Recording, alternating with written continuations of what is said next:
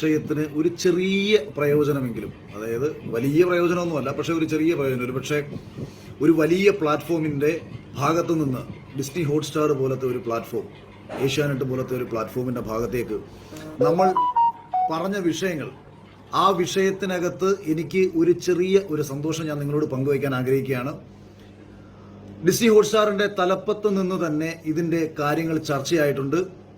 ഈ വിഷയവുമായി ബന്ധപ്പെട്ട് അവർ ഒരു അന്വേഷണ കമ്മീഷനെ വെക്കാൻ തയ്യാറായിട്ടുണ്ടെന്ന് പറഞ്ഞു.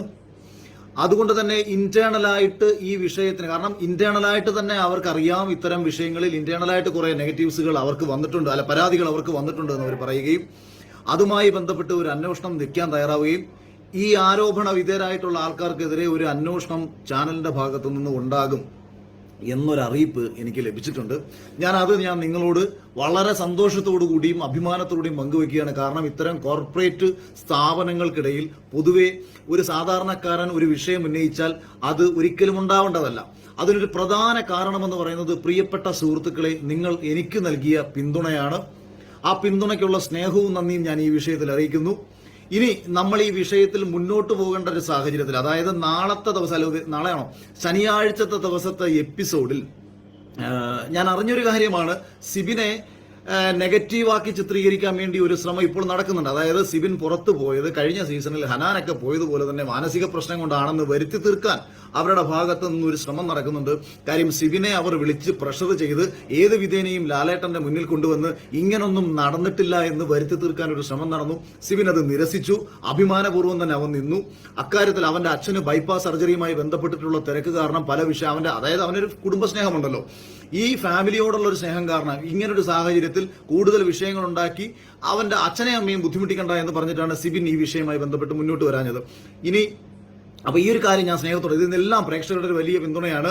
അതായത് ഈ നമ്മുടെ ഷോയുടെ പിന്നിൽ നിന്നുകൊണ്ട് ഷോയിലേക്ക് വരാൻ ആഗ്രഹിക്കുന്ന അർഹതപ്പെട്ട കുട്ടികളിൽ ചിലരെയെങ്കിലും ഇവരുടെ ചില ഇത്തരം സമീപനങ്ങൾ കാരണം അർഹതയുള്ള കുട്ടികൾക്ക് ഇത്തരം ഷോകളിലേക്ക് വരാൻ തടസ്സം നിൽക്കുന്ന ഒരു കാര്യം നമ്മൾ ചൂണ്ടിക്കാണിച്ചപ്പോൾ വലിയ സ്ത്രീപക്ഷവാദികളും വലിയ പുരോഗമനവാദികളും എന്ന് പറഞ്ഞു കപടത നടിച്ച് ബിഗ് ബോസിനുള്ളിൽ വന്നിരുന്ന് വലിയ ഡയലോഗ് അടിച്ച എല്ലാ എണ്ണവും സ്വയം ഭയം കാരണം, കാര്യം എന്റെ തലയിലാണോ ഈ പൂട കിടക്കുന്നത് എന്നുള്ള കോഴിയെ കട്ടവന്റെ ഭയം കാരണം വെപ്രാളം കാണിച്ച് പെരുമാറുന്ന അവസ്ഥയാണ് നിങ്ങൾ കണ്ടതും.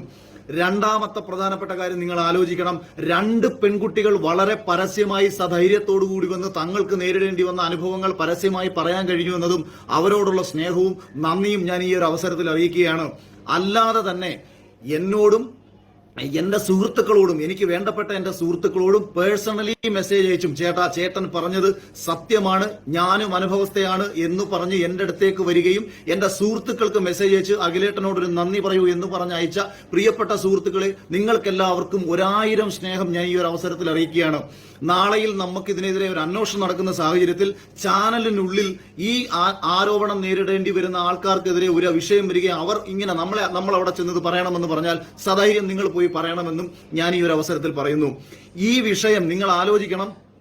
ഞാൻ ഈ ഒരു വിഷയം പറയുന്ന സമയത്ത് ഇത് സ്ത്രീകൾക്കെതിരെ എന്ന് വരുത്തി തീർത്തുകൊണ്ട്, അതായത് കഴിഞ്ഞ സീസണിൽ നടന്ന സമയത്ത് നടന്ന ഒരു വിഷയത്തെ കേരളത്തിൽ കിടക്കുന്ന പെൺകുട്ടികൾക്കെതിരെ മൊത്തമാണെന്ന് വരുത്തി തീർക്കാൻ ശ്രമിച്ചതുപോലെ ബിഗ് ബോസിലെ മറ്റു മത്സരാർത്ഥികൾക്കെതിരെയാണ് വരുത്തി തീർക്കാൻ ശ്രമിച്ച എന്റെ വിജയത്തെ ഇതുവരെയും അംഗീകരിക്കാൻ കഴിയാത്ത കുറച്ച് കഴുതകൾ എന്റെ ഒപ്പം ഉണ്ടായി പോയി എന്നുള്ളത് എനിക്ക് വളരെ വിഷമമുണ്ടാക്കുന്ന ഒരു കാര്യമാണ്. ഈ പെൺകുട്ടികളുടെ വിഷയങ്ങൾ ഒരു സ്റ്റോറി പോലും ഇടാത്ത ഇവർ എനിക്കെതിരെയുള്ള വിഷയങ്ങൾ സ്റ്റോറി ഇടാൻ കാണിച്ചതിലുള്ള താല്പര്യം എന്താണെന്ന് നിങ്ങൾ ഓരോരുത്തരും മനസ്സിലാക്കണം. ഇനി ഈ റിനോഷ് എന്ന് പറയുന്ന ഒരുത്തൻ, അവൻ എങ്ങനെ പുറത്തായി എന്ന് അവൻ ഇതുവരെയും മനസ്സിലായിട്ടില്ല. അവൻ എന്താണ് അവിടെ കാണിച്ചതെന്ന് അവൻ ഇതുവരെയും പിടികിട്ടിയിട്ടില്ല. അവന്റെ കൊള്ളാവുന്ന ഒരു കണ്ടന്റ് ചോദിച്ചു കഴിഞ്ഞാൽ വളിയെന്ന് പറഞ്ഞ് അവൻ ലാലേട്ടനോട് പറഞ്ഞ് ലാലേട്ടൻ ചിരിച്ചതല്ലാതെ ആ വളിയന് ഒരു കണ്ടന്റ് പോലും ഇല്ല എന്നത് അവന് തന്നെ തിരിച്ചറിയണം. ബിഗ് ബോസിനകത്ത് വെച്ചിട്ട് അവൻ പോയ സമയത്ത് അവൻ നല്ല മത്സരാർത്ഥി എന്ന് പറഞ്ഞത് 100% റിനോഷേ ശരിയാ, നിനക്കൊരു മാനസിക വിഷമം ഉണ്ടാവട്ടെ എന്ന് വിചാരിച്ചിട്ടാ, അല്ല ഉണ്ടാവില്ലേ എന്ന് വിചാരിച്ചിട്ടാ, നീ അങ്ങനെ വിചാരിച്ചോട്ടെ. നിന്നെ ആ ഹൗസിനകത്ത് 1% പോലും ഞാൻ അംഗീകരിച്ചിട്ടില്ല. ഒരു മത്സരാർത്ഥി എന്ന നിലയിൽ ഒരു സ്ഥലത്ത് അംഗീകരിച്ചിട്ടില്ല. നിന്നെ അടിച്ചാക്ഷേപിച്ച് തന്നെ ഞാൻ ജുനൈസിനോട് പോയി 100 പ്രാവശ്യം ഞാൻ ചോദിച്ചിട്ടുണ്ട്. ഏതോ ഒരു എപ്പിസോഡ്, റാങ്കിങ്ങിന്റെ ഒരു എപ്പിസോഡിൽ നിന്നെ പിടിച്ചവൻ 1ാം സ്ഥാനത്ത് നിർത്തി. ഞാൻ അന്നേരം ചോദിക്കുന്നുണ്ട്, എന്തടിച്ചാ ഇതൊക്കെ എപ്പിസോഡുകളിൽ കിടപ്പുണ്ട്, പോയി അങ്ങോട്ട് കാണ്.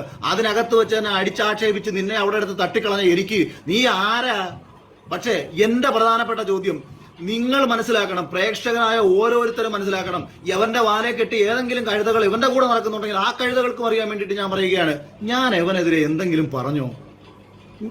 നിങ്ങളുടെ കോമൺ സെൻസ് ഉള്ള ഒരുത്തനാണെന്നുണ്ടെങ്കിൽ, കോമൺ സെൻസ് ഉള്ള ഒരാളാണെന്നുണ്ടെങ്കിൽ നിങ്ങളൊന്ന് ചിന്തിക്കുക. ഞാൻ ഇവനെതിരെ ഈ കഴിഞ്ഞ ബിഗ് ബോസിലെ ഒരു സിബിൻ എന്ന് പറയുന്ന മത്സരാർത്ഥിക്ക് നേരിടേണ്ടി വന്ന ഒരു വിഷയമാണ് ഞാൻ പ്രധാനമായും അഡ്രസ് ചെയ്തത്. ആ അഡ്രസ് ചെയ്ത വിഷയത്തിൽ ഈ ഇന്റർവ്യൂ പാനലിൽ ഇരിക്കുന്ന ചിലർ ഇതിനു മുൻപ് ചിലരോട് ഈ രീതിയിൽ കാണിച്ചിട്ടുണ്ട്. അത് മത്സരാർത്ഥികളോട് കാണിച്ചിട്ടുണ്ട്, അത് അവിടെ വരാൻ ആഗ്രഹിച്ചവരോട് കാണിച്ചിട്ടുണ്ട്. ഇതല്ലേ ഞാൻ പറഞ്ഞ വിഷയം? ഞാൻ റിനോഷിനെ ഇഷ്ടപ്പെടുന്നവരോട് ചോദിക്കുകയാണ്. റിനോഷിനെ പോലെ ഒരുത്തനെയൊക്കെ ഇഷ്ടപ്പെടുമ്പോൾ ആ ഇഷ്ടപ്പെടുന്നവന്റെ ക്വാളിറ്റി തന്നെ നമ്മളൊന്ന് ചിന്തിക്കാമല്ലോ.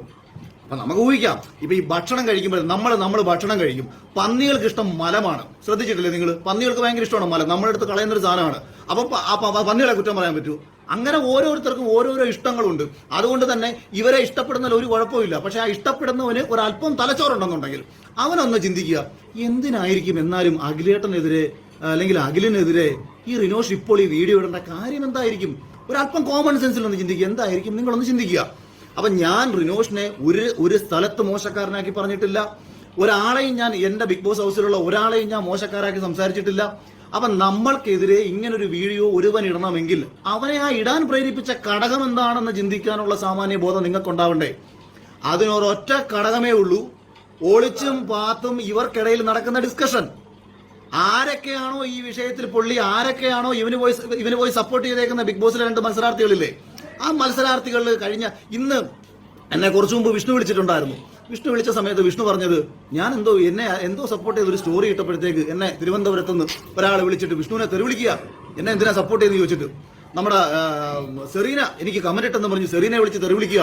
എന്നിട്ട് സെറീനയുടെ പേജിന്റെ അടിയിൽ കുറെ ആൾക്കാരെ കൊണ്ട് അവളെ തെരുവിളിക്കുക. അല്ലെങ്കിൽ ഇങ്ങനെ ഓരോ സ്ത്രീകളുടെ പേജിന്റെ അടിയിൽ പോയിട്ട് അവരെ തെരുവിളിപ്പിക്കുക. അപ്പൊ ഇത് മനഃപൂർവ്വം ചെയ്തിട്ട്, കാരണം എന്താ പറയുക, കട്ട് തിന്നിട്ടുള്ളവൻ കുടുങ്ങുമെന്നുള്ളൊരു ഭയമുണ്ട്. ഞാൻ റിനോഷിനെ അല്ല കേട്ടോ, അക്കാര്യത്തിൽ ഞാൻ റിനോഷിനെ ഒന്നുമല്ല പറഞ്ഞത്. അത് ഭയമുള്ള ആൾക്കാരുണ്ട്. ആ ആൾക്കാരാണ് ഇതിന്റെ പിന്നിൽ. പിന്നെ ഇവനിത് പറയേണ്ട ഒരു കാര്യമില്ലാത്തൊരു സാഹചര്യത്തിലാണ് ഇവൻ എനിക്കെതിരെ പൊക്കി പിടിച്ചുകൊണ്ട് വീഡിയോ കൊണ്ടുവരുന്നത്. അതുകൊണ്ട് മാത്രമാണ് ഇവനെ പോലുള്ള ഒരുത്തിനും മറുപടി കൊടുക്കേണ്ട ഒരു സാഹചര്യം ഉണ്ടായത്. പിന്നെ ഞാൻ വിചാരിച്ചു ഇവനെയൊക്കെ ജനം മറന്നു. എൻ്റെ അടുത്ത് പലരും പറഞ്ഞു, അളിയാ വീഡിയോ ഇട്ട് 10 റീച്ച് കിട്ടുന്നെങ്കിൽ കിട്ടിക്കോട്ടെ, അവൻ ജീവിച്ചിരിപ്പുണ്ടെന്നെങ്കിലും 10 പേർ അറിയട്ടെ, അല്ലെങ്കിൽ എന്തു കാര്യം, എന്തെങ്കിലും വർക്കുണ്ടോ, എന്തെങ്കിലും കാര്യങ്ങളുണ്ടോ, ഒരു മണ്ണാങ്കട്ടയും ഇല്ലാതെ വെറുതെ കുത്തിയിരിക്കുന്ന ഒരുത്തന്നെ അളിയനെതിരെ പറഞ്ഞിട്ട് അവൻ കഴിഞ്ഞ സീസണിൽ ഉണ്ടായിരുന്നെങ്കിലും 10 പേർ അറിയുന്നെങ്കിൽ അറിഞ്ഞോട്ടെ എന്ന് ഞാനും വിചാരിച്ചു. ഞാൻ ഇന്ന് രാവിലെ ജുനൈസിനോട് സംസാരിച്ചു.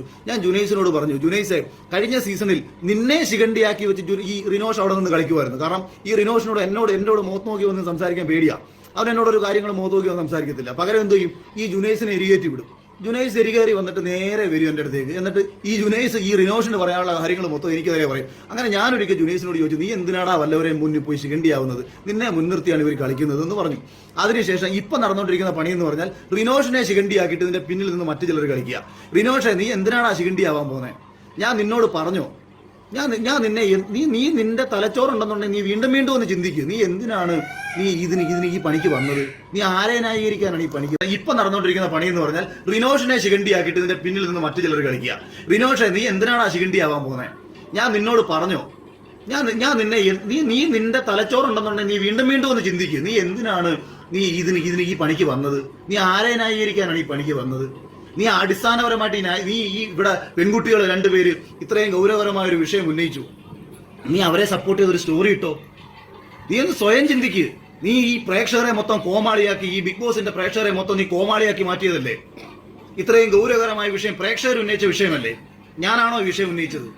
കഴിഞ്ഞ കുറച്ച് നാളുകളായിട്ട് പ്രേക്ഷകർക്കിടയിൽ ഉരുണ്ടു കയറിയ വലിയൊരു അമർഷം, അത് ഞാനൊന്ന് അഡ്രസ് ചെയ്ത് സംസാരിക്കുകയല്ലേ ചെയ്തത്. അപ്പൊ ഇങ്ങനൊരു വീഡിയോ ആണോ നീ ഇടേണ്ടത്? നിനക്കൊരു അല്പം ബോധമുള്ള ഒരുത്തനായിരുന്നോ ഞാൻ വിചാരിച്ചത്? അപ്പൊ നീ ചെയ്തത് എന്താ? നീ എനിക്കെതിരെ വന്ന് നിന്ന് സംസാരിച്ച് നിനക്ക് കുറച്ച് ശ്രദ്ധ കിട്ടുന്നെങ്കിൽ കിട്ടിക്കോട്ടെന്ന് വിചാരിച്ചു. അപ്പൊ ആ ഊളത്തരത്തിൽ ഇനി പോകരുത്. ഇനി 2, ഞാൻ ഹൗസിൽ നിന്ന് പുറത്തു പോയി. ഞാൻ പോകുന്നത് നിന്റെ അടുത്ത് നിനക്കറിയാവുന്ന കാര്യമാണ്, എന്നാലും പറയാം. 11 കിലോ ഭാരം കുറഞ്ഞ ഞാൻ, പനി പിടിച്ച് കിടന്നിട്ട് പോലും എന്നെ ഹോസ്പിറ്റലിൽ വിടാത്തവർ, എനിക്ക് ക്യാൻസർ ആണോ മറ്റോ ഉണ്ട് എന്ന്, അല്ലെങ്കിൽ അത്രയും ബ്ലീഡിംഗ് ഉള്ള ഒരു സാഹചര്യത്തിൽ, എനിക്ക് അത്രയും സാഹചര്യത്തിൽ അവരെന്നെ കൊണ്ടുപോകുന്നു. 24 മണിക്കൂർ പോലും ഞാൻ ബിഗ് ബോസ് ഹൗസ് വിട്ട് മാറി നിന്നിട്ടുമില്ല. ഒരു ദിവസം ഉച്ചയ്ക്ക് ശേഷം എന്നെ കൊണ്ടുപോകുന്നു, പിറ്റേ ദിവസം 11-11:30 ആയപ്പോഴത്തേക്ക് എന്നെ തിരിച്ചു കൊണ്ടുവരുന്നു. ഇതാണ് ഞാൻ ഹൗസിൽ നിന്ന് മാറി നിന്നത്. ഞാൻ പുറത്തു പോയ സമയത്ത് എന്റെ കൂടെ വന്ന ആളെ പറഞ്ഞു വിട്ടെന്ന് നിനക്ക് തെളിയിക്കാൻ പറ്റുമോ? ആ ഒരു കാരണം പറഞ്ഞിട്ടാണെന്ന് ആ കാരണം പറഞ്ഞിട്ടാണ് തെളിയിച്ചു കഴിഞ്ഞാൽ നീ പറയുന്നത് ഞാൻ ചെയ്തു തരാം. അങ്ങനെ ഒരു സംഭവമില്ല എന്ന് മാത്രവുമല്ല, കഴിഞ്ഞ സീസണിൽ ഒരാളെ ലൈംഗിക ആരോപണത്തിന്റെ പേരിൽ അവിടെ നിന്ന് പുറത്താക്കിയിട്ടുണ്ട്. കഴിഞ്ഞ സീസണിൽ ഒരാളെ ലൈംഗിക ആരോപണത്തിന്റെ പേരിൽ അവിടെ നിന്ന് പുറത്താക്കിയിട്ടുണ്ട്. ആ വ്യക്തിയുമായിട്ട് ബന്ധമുള്ള മറ്റു ചിലരെയും അവർ ആ സമയത്ത് ഷോയിൽ നിന്ന് മാറ്റി നിർത്തിയിട്ടുണ്ട്. അത് ആ ചെറുപ്പക്കാർ അവരാരും തന്നെ യാതൊരു തെറ്റോ ചെയ്തിട്ടോ ഒന്നുമല്ല. ലൈംഗിക ആരോപണത്തിന്റെ പേരിൽ ഒരാളെ പറഞ്ഞു വിട്ടപ്പോൾ ആ പറഞ്ഞു വിട്ട ആളുമായി ബന്ധപ്പെട്ട് അല്ലെങ്കിൽ അവരിലൂടെ അവിടെ ജോലിക്ക് വന്നേക്കുന്ന ചില ആൾക്കാരെ ആ സമയത്ത് മാറ്റി നിർത്തിയിട്ടുണ്ട്. അതുകൊണ്ട് നീ വെറുതെ ഈ ജുനൈസും മറ്റുള്ളവരും പറയുന്ന കേട്ട് വിവരക്കേട് പറയല്ലേ.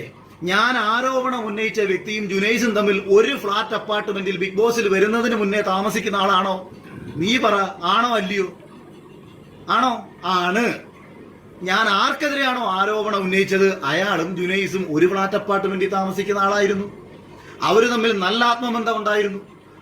ബിഗ് ബോസ് ഹൗസ് കഴിഞ്ഞ ശേഷം നീയും ജുനൈസും തമ്മിൽ ഒരുമിച്ച് ആണ് എന്നുള്ള കാര്യം ആർക്കാണ് അറിഞ്ഞുകൂടാത്തത്? അപ്പൊ ജുനൈസിന് പറയാൻ പറ്റത്തില്ല. കാര്യം ജുനൈസിന് പറഞ്ഞു കഴിഞ്ഞാൽ ജുനൈസും അയാളും തമ്മിലുള്ള ഡയറക്റ്റ് ബന്ധം ഞാൻ വിളിച്ചു പറയും. അയാളും ജുനൈസും തമ്മിലുള്ള ഡയറക്റ്റ് ബന്ധം ഞാൻ പറയാതിരിക്കാൻ വേണ്ടിയിട്ട് ജുനൈസിൽ നിന്ന് കിട്ടിയ ഇൻഫർമേഷൻ വെച്ചിട്ട് നീ വെച്ച് കത്തിക്കുക. നീ സ്വയം കത്തി തീരും. അതാണ് നിനക്ക് സംഭവിക്കാൻ പോകുന്നത്. മെഴുകുതിരി ആവി മാറരുത്. മെഴുകുതിരിയായിട്ട് മാറിക്കൊണ്ടിരിക്കുന്ന പരിപാടി ചെയ്യാൻ നിൽക്കരുത്. അതുകൊണ്ട് പിന്നെ കഴിഞ്ഞ സീസണിൽ പിന്നെ നീ മറ്റൊരു കാര്യം പറഞ്ഞു. എന്നെയും ജുനൈസിനെയും കൂടെ ഓഡിഷനിലേക്കല്ല മറ്റേ ബിഗ് ബോസ് ഹൗസിനകത്ത് കൺഫെഷൻ റൂമിൽ വിളിച്ചുകൊണ്ട് പോയ സമയത്ത് ഞങ്ങളെ അവിടെ നിർത്താൻ വേണ്ടി ശ്രമിച്ചു. ജുനൈസിനെ എന്നെയും അതിനകത്ത് ഫേവർ ചെയ്തു. ഒരു നല്ല മത്സരാർത്ഥി എന്ന നിലയിൽ ഞാൻ അവിടെ നിൽക്കാൻ അവർ ആഗ്രഹിക്കുന്നതും കാശ് കൊടുത്തോ ശരീരം കൊടുത്തോ ഒരു മത്സരാർത്ഥിക്ക് പിന്തുണ കൊടുക്കുന്നതും ഒരുപോലാണോടാ മണ്ടൻ ഗുണാപ്പ? ഒരാൾക്കെതിരെ എപ്പോഴാണ് സംശയം തോന്നുന്നത്? പ്രേക്ഷകർ ഒരു ഷോ കണ്ടുകൊണ്ടിരിക്കുന്നു. ആ ഷോയിലെ ഏതെങ്കിലും ഒരു മത്സരാർത്ഥി ഇയാൾ എന്തിനാണ് ഇതിനകത്ത് തുടരുന്നത്? ഒരു പിടിയും പ്രേക്ഷകർക്ക് കിട്ടുന്നില്ല. പ്രേക്ഷകരെ അവർ എന്റർടൈൻമെന്റ് ചെയ്യിക്കുന്നില്ല. പ്രേക്ഷകർക്ക് തന്നെ സംശയം തോന്നുകയാണ് ഇവരുടെ പ്രവൃത്തിയിൽ എന്ത് അടിസ്ഥാനത്തിലാണ് ഇവർ ഇവിടെ തുടരുന്നത് എന്ന് പ്രേക്ഷകർക്ക് സംശയം തോന്നുമ്പോഴാണ് ഞാൻ ഈ പറഞ്ഞ ആരോപണത്തിന് ബലം വരുന്നത്.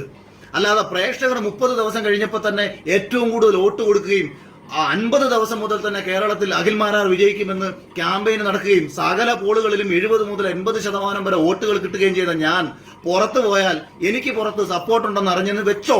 ഞാനെല്ലാം അങ്ങ് അറിഞ്ഞെന്ന് നീ പറയുന്നത് പോലാണ് സത്യമെങ്കിൽ പോലും തൊട്ടടുത്ത വീക്കിൽ വന്ന് ഏറ്റവും വലിയ ഗുരുതര ആരോപണം നേരിടുന്ന ഒരു പ്രശ്നമല്ലേ അവിടെ ഉണ്ടായത്? അതായത് മുണ്ടുപൊക്കി എന്ന് പറഞ്ഞൊരു പ്രശ്നമല്ലേ ഉണ്ടായത്? അതിന് ആ കോടതി ടാസ്കിൽ നിന്നെ എങ്ങാനും ആരെങ്കിലും കണ്ടോ?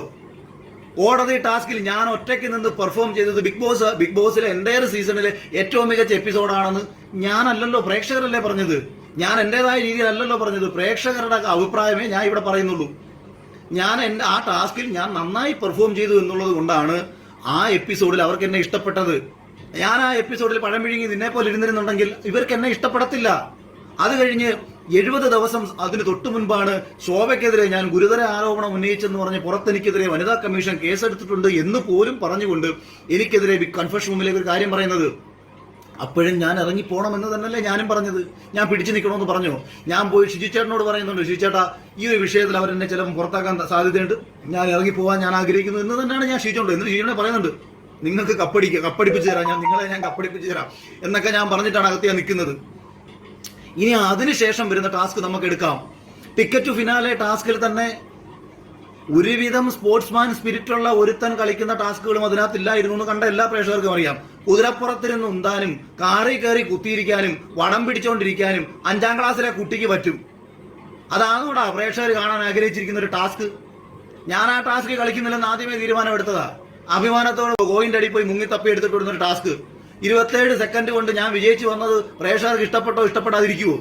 ഫാമിലി കുടുംബം കയറി വരുന്നു. ഈ വീക്ക് എന്ന് പറയുന്നത് കേരളത്തിലെ തന്നെ ബിഗ് ബോസിന്റെ ചരിത്രത്തിലെ തന്നെ ഏറ്റവും വലിയ ട്രെൻഡിങ് ആയ ഒരു പ്രൊമോ എപ്പിസോഡായിരുന്നു അത്.